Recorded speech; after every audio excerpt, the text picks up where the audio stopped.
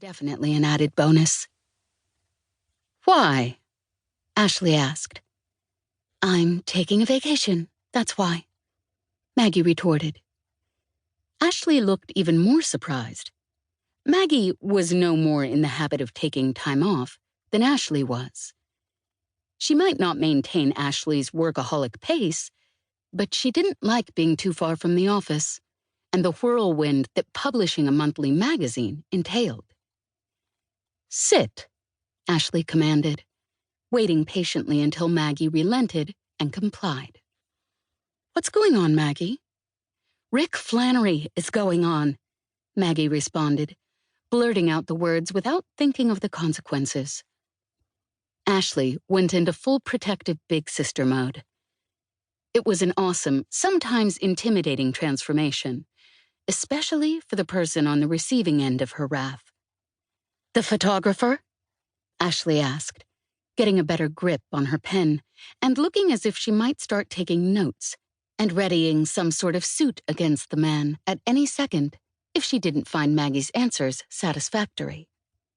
The one you've been raving about ever since he stepped in at the last minute to do the photo shoot for the July issue of your magazine? The one who could make the most ordinary mac and cheese look like gourmet fare? Even though he normally takes pretty pictures of gorgeous women? The man who has eyes as crystal blue as a lake and a tight little butt? That Rick Flannery? Yes, that Rick Flannery, Maggie snapped. As if there could possibly be another one, she thought irritably. Wasn't it bad enough that there was one of them? And did her sister have to remember every blasted thing she'd ever said about the man? To Maggie's shock, Ashley leaned back and grinned. The man's got your hormones all stirred up, hasn't he? Why didn't I see that the first time you mentioned his name? When you started waxing eloquent about his body, it should have been a dead giveaway. Maggie remained stubbornly silent. So? Ashley prodded. Does he make your heart pound and then some? So, what if he does? Nothing's going to come of it. Actually, quite a lot had come of it. Several glorious days and nights of unbridled passion, in fact. That was the problem. But Ashley didn't need to know it. Nor was Maggie about to add that he'd failed to call for 6 endless days now, pretty much proving her impression of a hit-and-run kind of a guy. Why not? Is there some reason the two of you can't be together? Ashley persisted.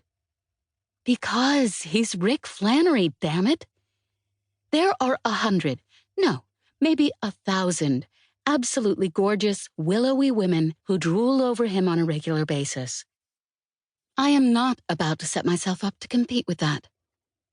What they had might be very hot right now, but it wouldn't last. Not with that kind of competition underfoot, day in and day out. Maggie hadn't been able to sustain a relationship yet, not once the sex cooled down. And Rick, according to all sorts of tabloid accounts, was not known for ignoring temptation. You've already slept with him, haven't you? Ashley inquired knowingly. And it was fabulous. Otherwise, you wouldn't be this scared. Leave it to Ashley to see straight through her, Maggie thought with disgust. She'd hoped to get through this conversation with one tiny shred of dignity intact. Apparently, that wasn't to be. Will you just give me the stupid key? She grumbled. So you can hide out in grandmother's cottage until the attraction wears off? Ashley surmised. Exactly. You do recall what happened when Melanie went there a few months ago, don't you? She was just as determined to avoid men as you are. One popped up anyway, and she's now married.